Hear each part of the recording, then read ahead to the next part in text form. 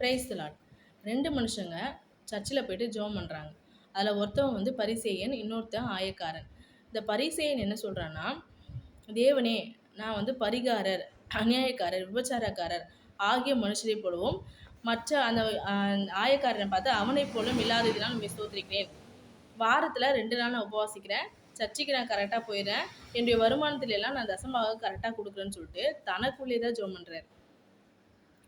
ஆனால் இன்னொருத்தர் என்ன பண்ணுறான்னா, அந்த ஆயக்காரன் தன் கண்களை வாரணத்துக்கு ஏறெடுக்க துணியாமல் மார்பில் அடித்து கொண்டு என்ன சொல்கிறாருன்னா, ஆண்டவரே, நான் செஞ்ச தப்புக்காக என்னை மன்னிங்க அப்படின்னு சொல்லும்போது, இந்த 2 பேரில் யார் வந்து நீதிமானாக வெளியே போகிறாங்கன்னு சொன்னால் இந்த ஆயக்காரன் தான் வெளியே போகிறாரு.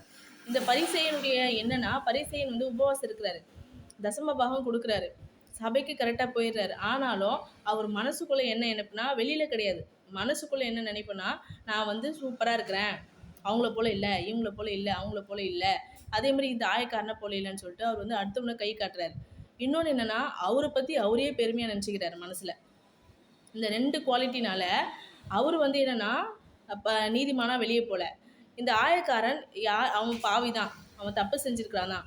ஆனால் அவன் யாரையுமே கை காட்டாமல் தான் செஞ்ச பாவத்தை உணர்ந்து என்னை மன்னிங்க அப்படின்னு கேட்கும்போது யார் நீதிமானாக போகிறாங்கன்னா இந்த ஆயக்காரன் தான் வெளியே போகிறான், நீதிமானாக வெளியே போகிறான்.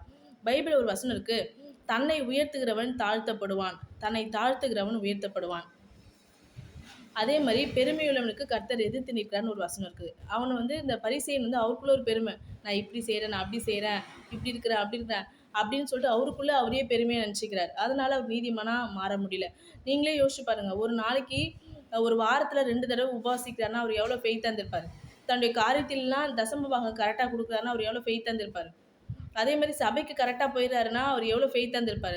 ஆனால் அந்த ஃபெய்த்தை காட்டிலும் தனக்குள்ள இந்த பெருமையினால் அவர் வந்து அந்த இடத்துல டிசப்பாயிண்டட், அவர் வந்து அங்கே மைனஸ் ஆகிடுறாரு. இவர் எதுவுமே செய்யறனாலும் யாரையும் கை காட்டாமல் தன்னை தாழ்த்துறதுனால அந்த இடத்துல ஆயக்காரன் தான் நீதிமானாக வெளியே வரான். இந்த வீடியோவை பார்த்து கொண்டிருக்கிற அன்பு சகோதர சகோதரிகளே, உங்களுக்கு ஆண்டவர் சொல்கின்ற வார்த்தை, தன்னை தாழ்த்துகிறவன் உயர்த்தப்படுவான், தன்னை உயர்த்துகிறவன் தாழ்த்தப்படுவான். கர்த்தர் தாமே இந்த வார்த்தையை ஆசீர்வதிப்பாராக. ஆமென்.